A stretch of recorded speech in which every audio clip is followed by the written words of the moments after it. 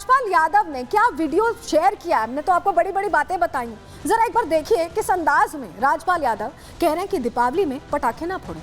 देखिए।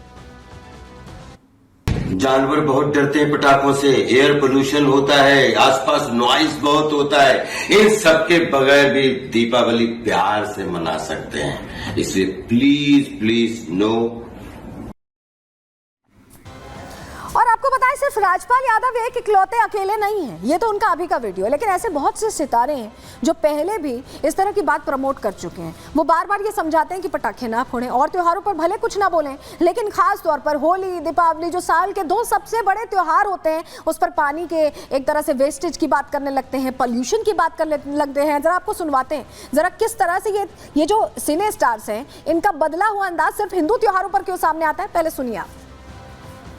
पूरा पैसा या तो गरीबों के पास, अनाथ आश्रम में या बुजुर्गों जो ओल्ड एज होम है वहाँ देना चाहती हूँ। मुझे नहीं लगता कि फटाके फोड़ना चाहती हूँ मैं, क्योंकि it's like burning money. Please crackers मत बर्स्ट कीजिए क्योंकि हैप्पी दिवाली, प्लीज पटाखे मत फोड़ना, the dogs feel very upset. तो हिंदू त्योहार खास तौर से लोगों की आंखों में चुभ रहे हैं, ऐसा लग रहा है, क्योंकि आप देखिए ना गणेश विसर्जन से आप पूरी तस्वीर देख रहे हैं। हम लगातार प्रहार में आपको दिखा भी रहे हैं कि कैसे हर त्योहार को टारगेट किया जा रहा है और हर त्योहार को टारगेट करने का स्टाइल अलग होता है, मॉड्यूल अलग होता है। अभी भी यही हो रहा है और यही कह रहे हैं बड़े चेहरे भी। सुनिए जरा। केवल हिंदुओं के त्योहारों पर क्यों? सबका परीक्षण ऐसा करो, देश काल परिस्थिति के अनुसार बदलो। कर्मकांड कोई ध्रुव रेखा नहीं, वो बदलते रहता है, इसमें हिंदुओं में मना ही नहीं है। और आप ये कहो कि पर्यावरण के लिए खतरा है और हिंदुओं में सुधार की परंपरा है, तो इसका विचार करना चाहिए, तो लोग मानेंगे ना। पटाखा शताब्दियों से नहीं, हजारों साल से चलते आ रहे हैं और सब लोग खुशी मनाते रहे, पूरा देश खुशी मनाएगा और ये कहेंगे कि पटाखे न जलाओ। जो भी हिंदुओं का त्योहार आएगा, होली आएगी, कहेंगे कि रंग न खेलो। हम अपनी परंपराएं कैसे छोड़ते हैं? हम उसके उपाय करने चाहिए, प्रदूषण ना हो इसके उपाय करने चाहिए, पटाखे का स्वरूप चेंज हो जाए, लेकिन आप बंद कर दो, प्रतिबंध लगा दो। और आपने पहली रोकने का काम नहीं किया जो आपके कार्यकर्ता पंजाब में करा रहे हैं, लेकिन ये एक षड्यंत्र है त्योहारों को बाधित करने का, क्योंकि रामलला विराजमान हुए 550 साल के बाद अयोध्या में, और अब की दिल्ली की खुशी क्या पूरे देश की खुशी देखने बनती है। तो सुना आपने, राजनेता भी ये कह रहे हैं कि हिंदू त्योहारों से आखिर दिक्कत क्या है। और सवाल जो मुंबईकर्स पूछ रहे हैं, जो मुंबई के सिने स्टार्स पूछ रहे हैं, जरा मुंबई की एक खबर उनको दिखा देते हैं, वो जरूर उन्हें देखनी चाहिए क्योंकि उनकी आंखें खुलेंगी। जरा ये तस्वीर देखिए। हिंदू त्योहार में मुस्लिम परेशान हैं, वो कह रहे हैं कि आप लड़ियां मत लगाइए। आपके घरों पे भी आपने सजावट कर रखी होगी, दीपावली पर एक तरह से दीपों का जो त्योहार है उसे सजाने के लिए आप लाइट्स लगाते हैं, रंगीन लाइट से अपने घरों को एक तरह से रोशनी से नहला देते हैं। और देखिए उसको लेकर अब यहाँ पर बकझक हो रही है, सुनिए जरा। तो हमारे घर पर नहीं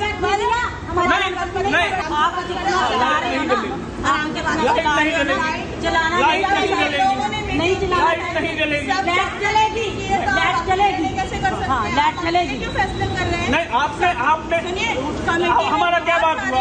हमारा क्या बात हुआ? There is no festival in our society. तो हमारे घर पर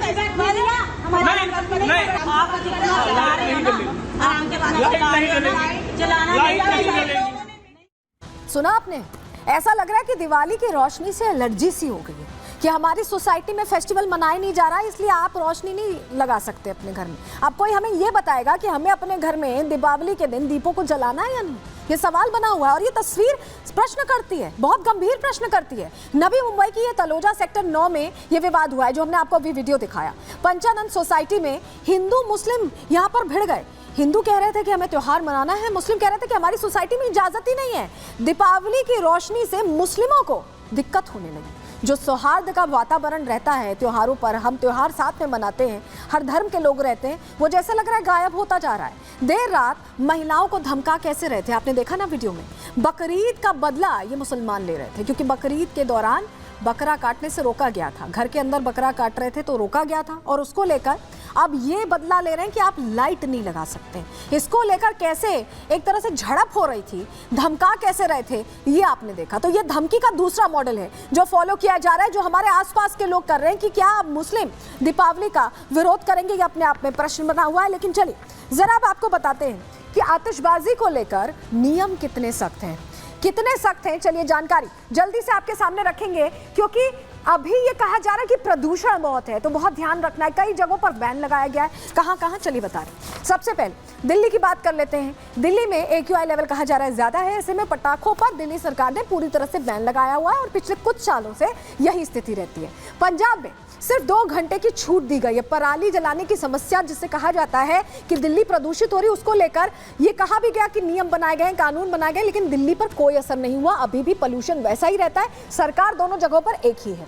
इसके अलावा हरियाणा में ग्रीन पटाखों की छूट दी गई है। वहीं आपको बताएं बिहार में भी 4 शहरों में पटाखों पर बैन रखा गया है।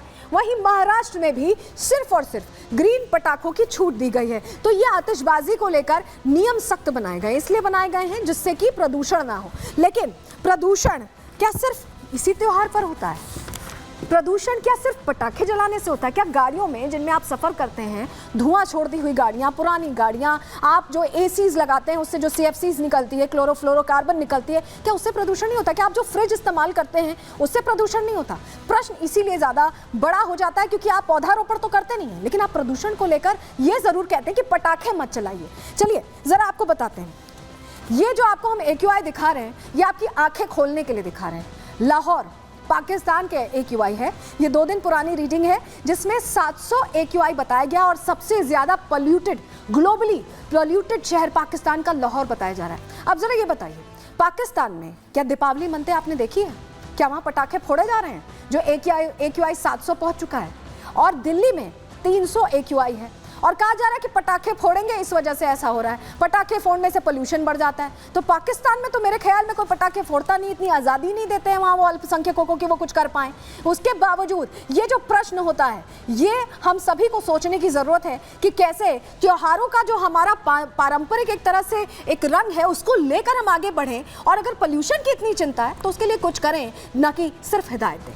चलिए आगे बढ़ते हैं, अगले सेगमेंट की बात करते हैं। तो ये तो धमकियों का अलग अलग मॉड्यूल हमने बताया, एक और मॉड्यूल बहुत एक्टिव है, आपने देखा भी होगा, लगातार गैंगस्टर्स धमकी दे रहे हैं। कह देते हैं कि गैंगस्टर की तरफ से कॉल आ जाता है, कह देते हैं कि गुर्गे हैं, और क्या करते हैं, पैसे मांगते हैं। अब बात उसी की करेंगे, अब धमकी के इस मॉड्यूल की बात करते हैं।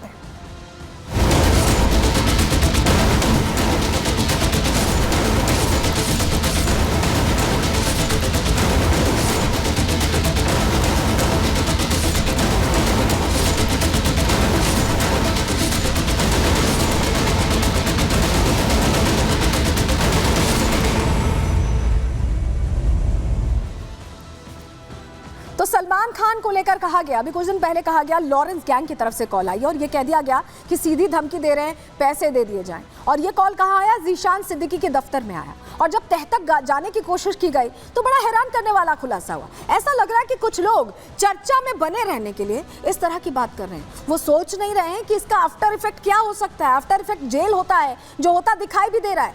लॉरेंस का गुर्गा बन जाते हैं, कह देते हैं कि लॉरेंस का गुर्गा है। भले लॉरेंस को इस बारे में पता ही ना हो, वो जेल में बंद है, लेकिन उसके नाम को इस्तेमाल करके कैसे चर्चा में बने रहने की कोशिश हो रही है या पैसा लेने की कोशिश हो रही है, ये अब हम आपको बताने जा रहे हैं। और ये धमकी का एक अलग मॉड्यूल है, ये अलग मॉड्यूल है जो फॉलो किया जा रहा है। और यहाँ सिने स्टार्स को, राजनेताओं को, अलग अलग लोगों को धमकियां दी जा रही हैं। कैसे ये हो रहा है सब कुछ, चलिए आपको बताते हैं। देखिए, आपको बताएं कि सलमान को लेकर, देखिए सलमान और ज़ीशान सिद्दीकी को धमकी दी गई थी। कॉल आया था, आपको याद होगा, गुरफान नाम का शख्स है जिसकी तस्वीर हमने यहाँ पर लगाई हुई है। गुरफान ने दोनों को जान से मारने की धमकी दी थी। गुरफान की तस्वीर आप देख रहे हैं, बमुश्किल 19-20 साल का लड़का है ये। शुक्रवार शाम को धमकी भरा कॉल आया, थ्रेट कॉल किया गया और ज़ीशान के बांद्रा स्थित जनसंपर्क कार्यालय में अचानक ये कॉल आता है। कॉल रिसीव होता है और फोन पर गुरफान क्या कहता है, डराता है पहले और उसके बाद फिरौती की रकम मांगने लगता है। उसको लग रहा था कि यहाँ पैसों की उगाही वो कर लेगा और इसी प्लान के साथ वो कॉल करता है।